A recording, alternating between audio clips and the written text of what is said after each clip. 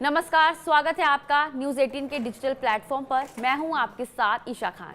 पाकिस्तान ने खुद को बचाने के लिए सारे पैंतरे अपना लिए हैं, लेकिन उसका हर पैंतरा नाकाम साबित हुआ। ऐसा इसलिए क्योंकि पहलगाम में हुए पर्यटकों पर हमला पाकिस्तान का सबसे बड़ा अपराध है, ऐसा अपराध जिसे माफ नहीं किया जा सकता।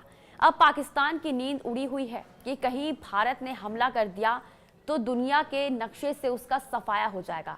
बता दें, पहलगाम में हुए आतंकी हमले के बाद भारत ने पाकिस्तान के खिलाफ एक और बड़ा एक्शन लिया है। भारत सरकार ने चिनाब नदी पर बने बगलिहार डैम से पानी रोक लिया है। अब झेलम नदी के ऊपर बने किशन गंगा बांध के माध्यम से ऐसा ही एक और उपाय करने की योजना बनाई जा रही है। जब भारत ने सिंधु जल संधि को स्थगित किया था तो पाकिस्तान ने इसका पुरजोर विरोध किया था और कहा था कि पानी को रोकने की किसी भी कोशिश को युद्ध की कार्रवाई माना जाएगा। इस बीच भारत ने रविवार को पाकिस्तान के पूर्व प्रधानमंत्री इमरान खान और पूर्व मंत्री बिलावल जरदारी भुट्टो के एक्स अकाउंट पर बैन लगा दिया। भुट्टो ने भारत को चेतावनी दी थी कि अगर भारत ने सिंधु नदी का पानी रोका तो खून बहेगा। कूटनीतिक जंग में भारत बाजी मार चुका है और अब बारी है उस युद्ध की जो दुनिया के नक्शे से या तो पाकिस्तान को मिटा देगा या पाकिस्तान की जमीन से आतंकवाद को। प्रधानमंत्री नरेंद्र मोदी की रणनीति ने विश्व मंच पर पाकिस्तान को बुरी तरह एक्सपोज कर दिया है। भारत पाकिस्तान तनाव के बीच ईरान एक बार फिर से एक्टिव हो गया है। ईरानी विदेश मंत्री सैयद अब्बास अरागची 5 मई को पाकिस्तान जा रहे हैं। इसके बाद वे वापस तेहरान लौट आएंगे, लेकिन कुछ ही दिन बाद ये फिर भारत भी आएंगे। ईरान पहले ही दोनों देशों के बीच मध्यस्थता की पेशकश कर चुका है। अब ऐसे में सैयद अब्बास अरागची के दौरे के खास मायने हैं। भारत पहले ही साफ कर चुका है कि आतंकियों पर हमला होकर रहेगा। इससे ईरान भी टेंशन में आ गया है, क्योंकि ईरान नहीं चाहता कि भारत और पाकिस्तान के बीच तनाव बढ़े और जंग के हालात बने। ईरान पाकिस्तान से ज्यादा भारत का करीबी है, इसलिए वे हर कदम पर भारत के लिए सोच समझकर उठा रहा है कदम। ईरान की कोशिश है कि भारत और पाकिस्तान के बीच बढ़ती तल्खी को कम किया जाए और अगर संभव हो तो डिप्लोमेटिक बातचीत का रास्ता खोला जाए। हालांकि भारत हमेशा की तरह इस बात पर अडिग है कि कोई तीसरा पक्ष भारत पाकिस्तान विवाद में शामिल नहीं हो। एक दौर था जब पाकिस्तान इस तरह के विक्टिम कार्ड खेलकर दुनिया के देशों को गुमराह करता था, मगर अब वक्त बदल चुका है। भारत ने ऊंचे स्तर में पूरी दुनिया को बताया है कि पाकिस्तान आतंकवाद को प्रायोजित करने वाला एक मुल्क है।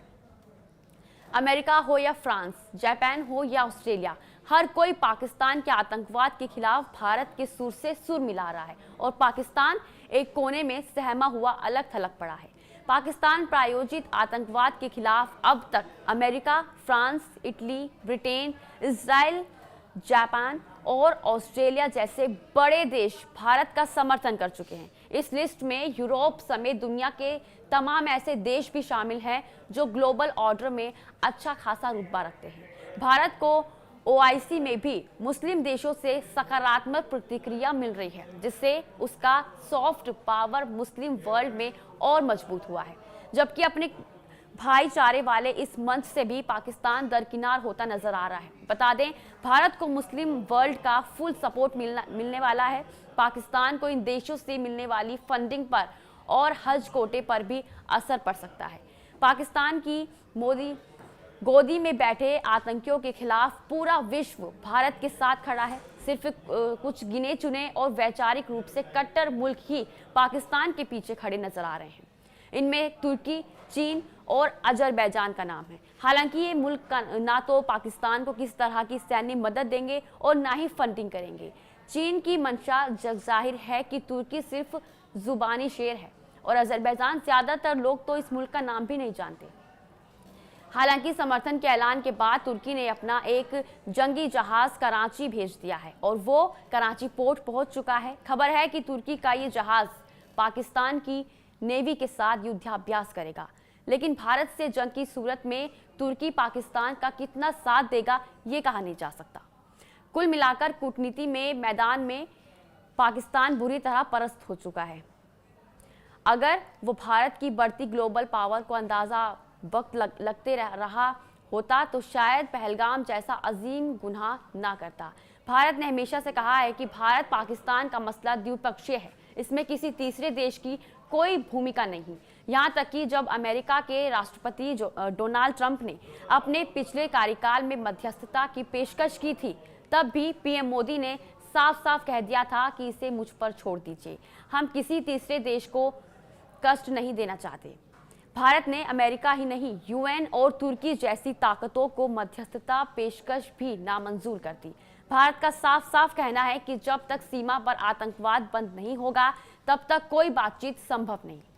बता दें, ईरान के लिए भारत का साथ बेहद जरूरी है। भारत चाबहार पोर्ट डेवलप कर रहा है तो तेल का भी कारोबार हो रहा है। एनर्जी पर भारत के साथ ईरान का सहयोग काफी अहम है, जबकि पाकिस्तान के साथ सांप्रदायिक और सामरिक संबंधों को भी वे खोना नहीं चाहता। इसलिए ईरानी विदेश मंत्री ये दिखाने की कोशिश कर रहे हैं कि उन्होंने पाकिस्तान भारत का तनाव कम करने की कोशिश की है। ईरानी विदेश मंत्री के दौरे को पाकिस्तान अपने लिए जीत मानेगा, क्योंकि किसी और मुस्लिम देश से उसे समर्थन नहीं मिल रहा है। पाकिस्तान जिस तरह गहरे संकट में फंसा है और भारत जिस तरह उसे आतंकिस्तान कह चुका है, उससे शहबाज शरीफ की सांसें फूल रही हैं। रही सही कसर पीएम मोदी के उस बयान ने पूरी कर दी, जिसमें उन्होंने कहा था कि आतंकियों और उनके आकाओं को कल्पना से भी बड़ी सजा मिलकर रहेगी। और आज के लिए बस इतना ही। आप देखते रहिए न्यूज़ 18।